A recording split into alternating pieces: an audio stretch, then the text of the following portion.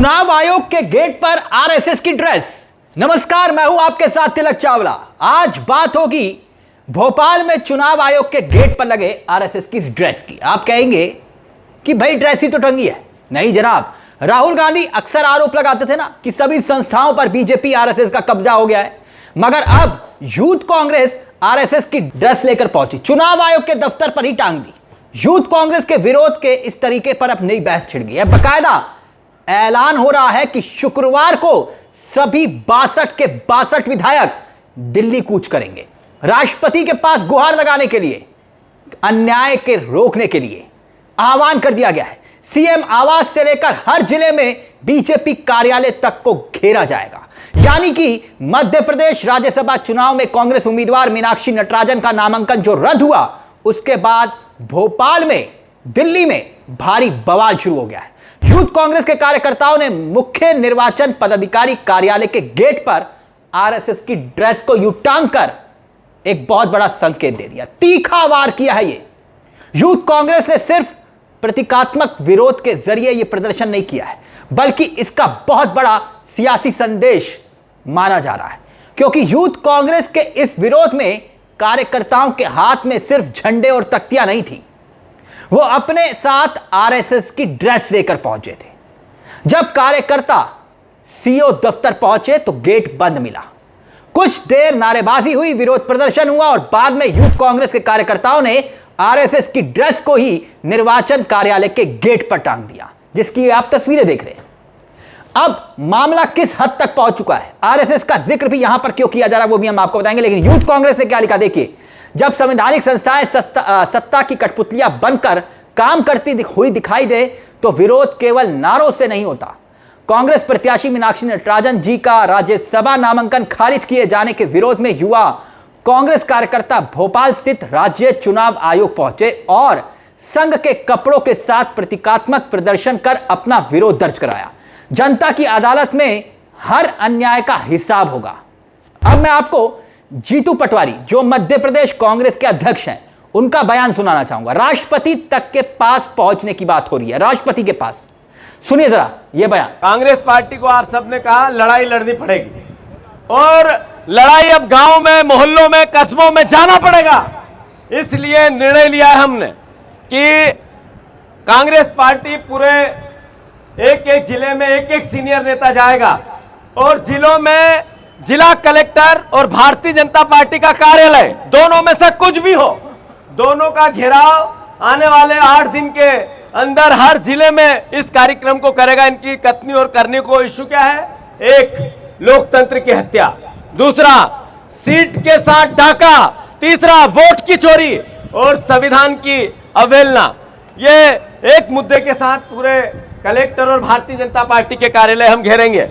आप सब इस विचार से सहमत है? दूसरा, इसके बाद मुख्यमंत्री के निवास का घेराव। पार्टी इसी महीने, इसी 8 दिन के जिला घेराव के बाद प्रदेश का भोपाल में केंद्रीय निर्वाचन आयोग बना है, उसका या मुख्यमंत्री निवास का पार्टी निर्णय लेगी संगठित होके कि इसका घेराव भी लाखों की तादाद में इस कृत्य के पीछे हम करेंगे। सहमत हो आप सब इस बात से?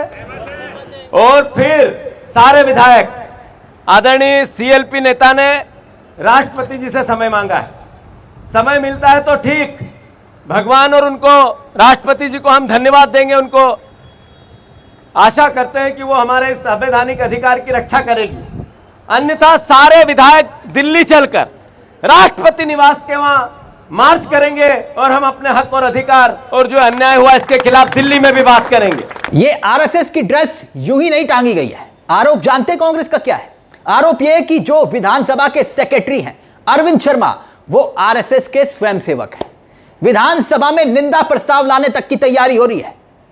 सुनिए जरा यह बयान भी, क्यों सिर्फ आरएसएस की ड्रेस तक टांगने तक का बात नहीं आ रही है। आरएसएस के लोग संस्थाओं में बैठे हुए हैं, यह आरोप कांग्रेस लगा रही है, कह रही है कि अब निंदा प्रस्ताव आएगा इसी अरविंद शर्मा के खिलाफ। सुनिए जरा। जो विधानसभा के सेक्रेटरी हैं अरविंद शर्मा, ये आरएसएस के स्वयंसेवक हैं और उन्होंने जो अपराध किया इसकी सजा उमंग भैया इसी सत्र में निंदा प्रस्ताव लाओ इस व्यक्ति के खिलाफ। ये कुर्सी पे बैठने लायक नहीं है।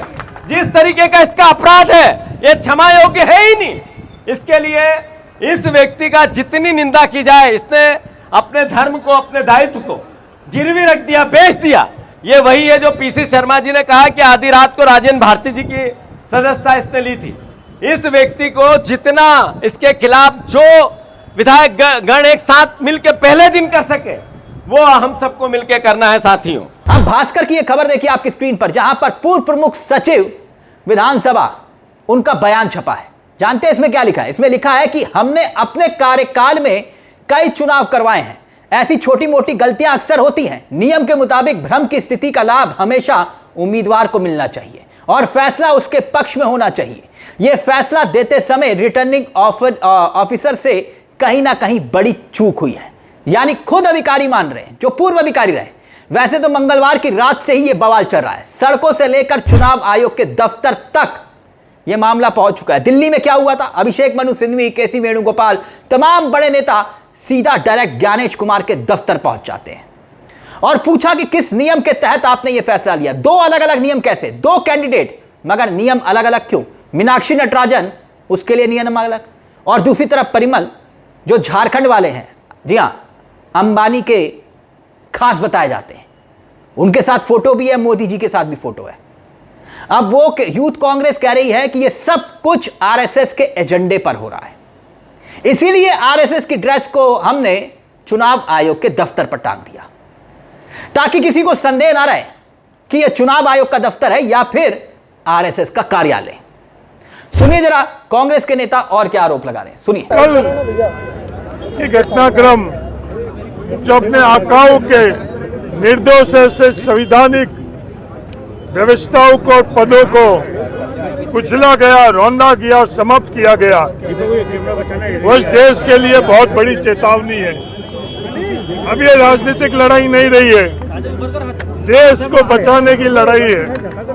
और मेरे आपके माध्यम से मध्य प्रदेश के तमाम नागरिकों से, देश के तमाम नागरिकों से, किसी भी विचारधारा के क्यों नहीं हुई, इस संघर्ष में देश को बचाने के लिए हम सब लोगों को एकजुट होकर जो भी अपने से बन पाए और बिना डरे हम लोगों को ये संघर्ष करना पड़े, जिससे ये देश को हम लोग बचा सके, संविधान को हम लोग बचा सके। वैसे इससे पहले मंगलवार की रात सीओ कार्यालय के बाहर हाई वोल्टेज ड्रामा हुआ।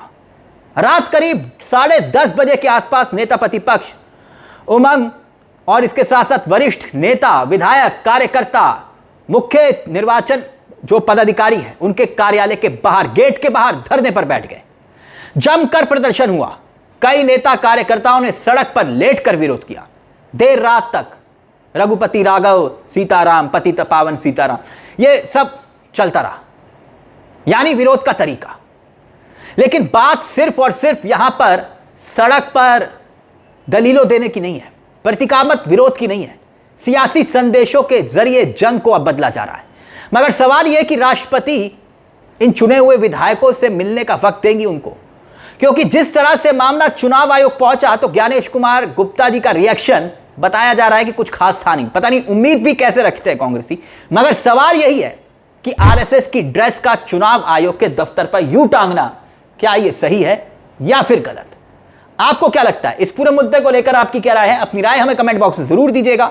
मुझे तिलक चावला को दीजिए इजाजत। एक छोटी सी दरख्वास्त, अब तक आपने हमारे इस चैनल को सब्सक्राइब नहीं किया तो सब्सक्राइब कर लीजिए, बेल आइकॉन दबा दीजिए। मंच आप ही का है, जहां हम सिर्फ खबर नहीं दिखाते, खबर के पीछे की खबर भी बताते हैं। नमस्कार, जय हिंद, जय भारत।